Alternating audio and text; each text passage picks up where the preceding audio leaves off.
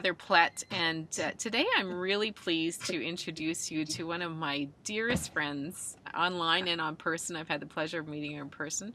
This is Christine Claire Reid, and Christine has become a real support in my journey. And last year at this time, when I was going through a really profound and difficult personal journey and transformation, Christine was one of my strongest supporters and really offered me a great deal of wisdom and support in that. So because of that, I just felt that she is has a lot of wisdom to share and offer. And so, Christine, welcome to this interview process. I'm so glad you're here with me today. Thank you, Heather. So, Christine, the first question I'm asking is if you could share some personal story of when you personally have gone through a process of transformation, and what I'm referring to is letting go of the ground. I've had to think about this a lot, and I've tried not to overthink it before we actually talked. But I've been kind of obsessed with the idea of the terms letting go and surrender and what they actually mean. And I finally have decided for myself that letting go is about letting go of fear, and surrendering is about surrendering to possibility, in particular, the potentiality of our own power. So the surrendering part is the positive end of the equation, so to speak. So when I was first thinking about this, first of all, I have to say that I had to let go of fears about being seen on video just to surrender to the delight of talking to you. And then I also thought, well, I could talk about being at Kripalu at the beginning of February for the dance workshop that I went to there, and being really pushed. And, just going away from home for me is such a fear issue. I'm slightly agoraphobic. I like to say that I'm agoraphobic enough that it works for me. That I'm comfortable in my nest. We call this the nest. So, and the lily pad, of course. So I have all these fears about going away. And so I did that. And then I get there. And by about the second day, she decided to tell us that because there were so few of us and we were all fairly advanced in our practices, that she was going to have us perform for the Kripalu community. And for some time, I had been putting out that I wanted to start performing again. And I thought, shit, like you put that out and it comes back. And I told her I was really afraid. And she gave me a lot of out. She told me I didn't have to do it. And I said, no, I'm afraid, so I know I have to do it. And surrendering then to the beauty of performance and all that comes with that. And I could talk about that forever. But then I realized that I wanted to talk about something much deeper and more personal even than that.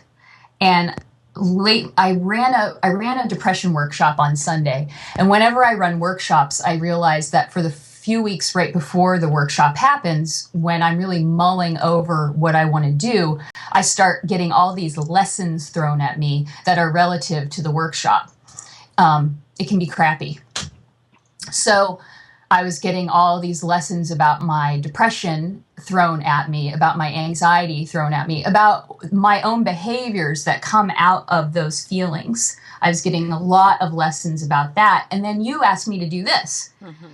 And I realized, oh my God, like I have to let go of the fear of letting go of all of these known stories that I've been living by, so that I can surrender to my new happy story.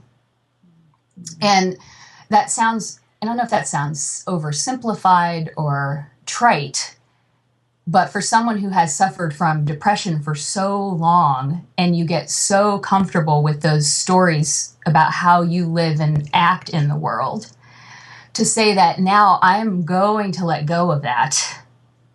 I'm going to let go of the behaviors that I have habituated into my life.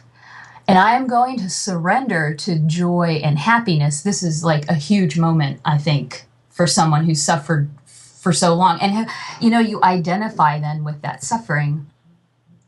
And to admit that you are in control of letting it go is also a real bundle of stuff. There's a lot of shame that comes with that, because you realize for a long time now you've been choosing these behaviors that have created so much discomfort for yourself and everyone around you. And that's really hard to admit about yourself. I think a distinction was made on my blog by a commenter. You can't choose how you feel, but you can choose how you behave. And even people with severe mental illness, I've been told by people who work in that field, even a schizophrenic, knows what they're doing while they're doing it. They can choose to behave differently. They can't necessarily choose to feel differently. So to admit all of that is huge. And it also is about apology too. And I'm going on and on and on. I apologize for that. Marcy thinks a lot of us need like an AA program almost. And that first step where you go around to people whom you've hurt and you make amends for that, you know? And that's hard because a lot of times you feel like you're hurting people because they've hurt you. So it's justified. But your behavior is always a choice. So then to go back to those people and say, I hurt you intentionally out of my own pain, it's all very hard. So I realized, surrendering to like a Skype conversation or a performance at Kripalu really is not much of anything compared to this other giant surrender that's being asked of me right now. Right. So that's where I'm at. Are you ready to fly?